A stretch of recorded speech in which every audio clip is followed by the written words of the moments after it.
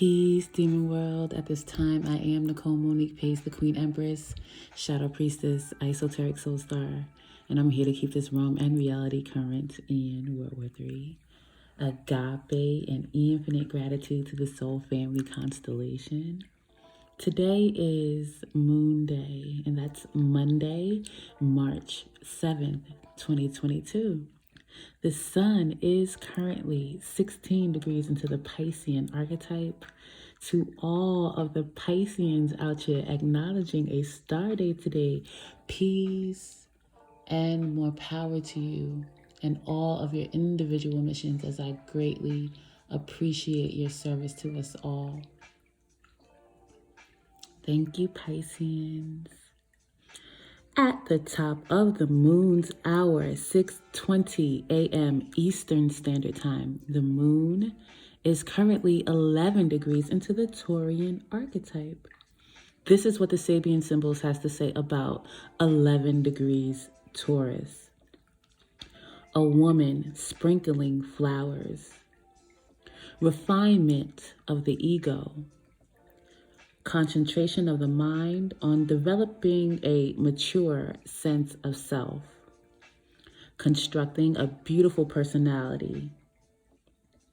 As much as a flower is the resultant expression of sap rising and bud forming, we can see the ego go through a process of stages in its development, beginning with physical urges and maturing through emotional experiences toward full understanding. This process wins our full and loving through possessive attention as we nurture our own personal qualities, as does a gardener cultivating their flowers. Okay, now let's stay current, check our alignment, and talk aspects. Let's talk about the moon in Taurus squared up with Saturn in Aquarius. Now, when the moon is in Taurus, it influences reactions and responses, love, moods, emotions, and expressions to be sensual, practical, comfortable, reliable, materialistic, and conventional. Saturn in Aquarius influences duty, karmic rectification, restriction, and societal operations as it relates to humanity, the future, rebellion, altruism, individualism, ingenuity, and intellect.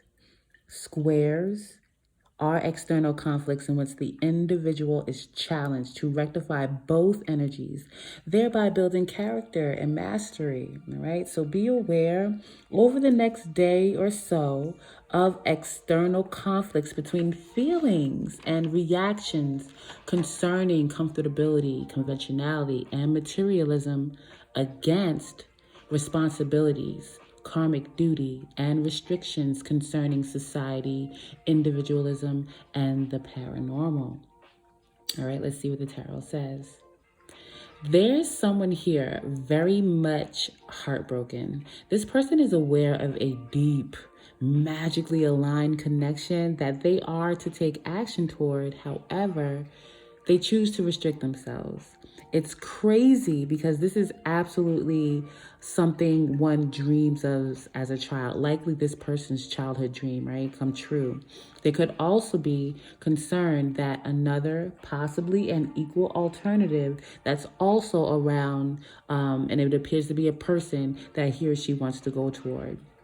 What's most prominent here is this is actually at least a second chance for this person to take action. This person connects to others on a spiritual, passionate level in the past. However, they are always unable to work together within a partnership. This current connection is like a once in a lifetime and or their last chance to tame their impulsivity and power plays over people. This person also largely holds back because they literally feel buried in hardships right now, mostly around money. This person doesn't want to necessarily reveal their current financial hardships and consequences of previous choices currently playing out in their life.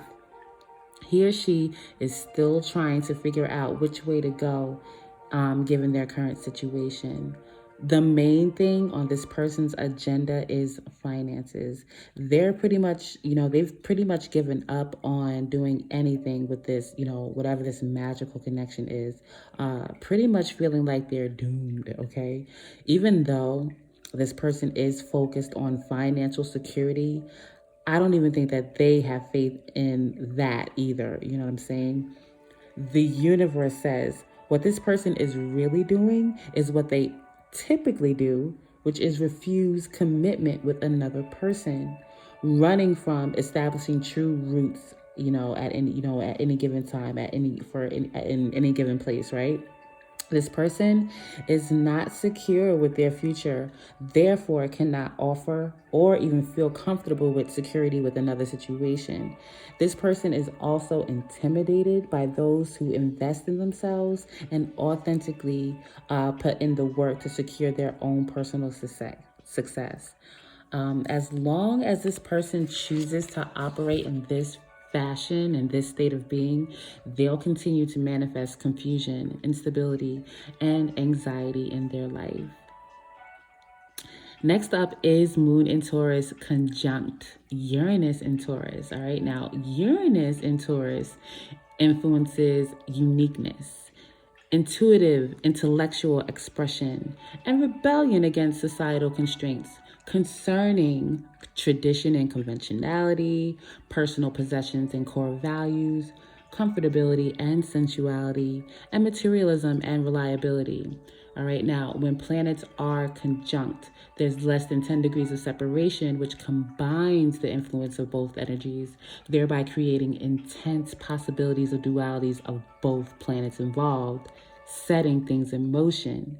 So be aware over the next day or so, spontaneous endings and beginnings can happen with feelings, love, general moods, individual uniqueness, rebellion, and intuitive intellectual expression as it relates to all possibilities concerning personal possessions, core values, sensuality, materialism, pleasure, and comfortability. All right, so let's see what the tarot says. There's someone who pretends to be dedicated to a partnership, organization, and or some kind of value system. This person is in it for the money and their personal wish fulfillment.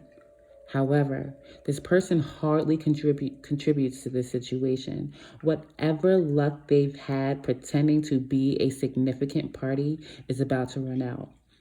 With very few options, this person is trying to figure out how to press their luck in the situation. Some part of them wants to come clean, but it's just not strong enough.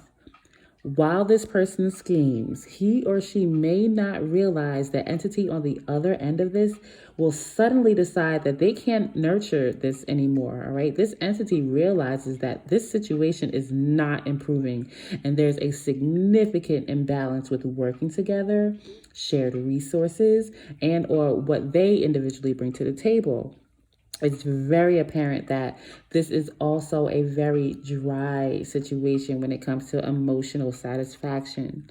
This entity is taking their own time out to see that their own ideal manifestations will not happen within this current connection.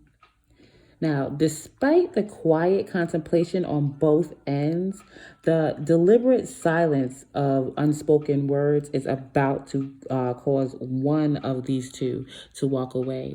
A strong motivator for this is a new job, a new position within a job, or just an opportunity to build elsewhere. And I'm very much inclined to say that it's the one that's pretending to be a valuable asset to whatever this is, and business is very strong here. It looks like this person is, pretty much a fraud. and has found someone else to manipulate. All right, so they're about to move right along to that. All right, so the universe says for the person that was trying to determine what exactly was going on in this situation, trust what your spiritual team has been telling you. Also, the gossip you've heard concerning this other party is likely true. Okay, you will be successful should you choose to continue putting in the work. All right, and you're the kind of person that makes their own opportunities anyway. Okay, onto our spiritual sweat card of the day. Your growth, wow, your growth scares people who don't want to change. Are you getting shit from people you think should be cheering you on? If you thought of them as scared people instead of giant assholes, could you be more compassionate with them? Or at least let their current assholishness slide for now? Compassion. Tastes nice and minty fresh, doesn't it? I've read this like one or two times and I think it kind of tastes like shit, but anyway, whatever. That is what I have for you at this time. Please stay spiritually strapped out here. Don't get washed up under the current, and I'm gonna talk to you soon. Peace.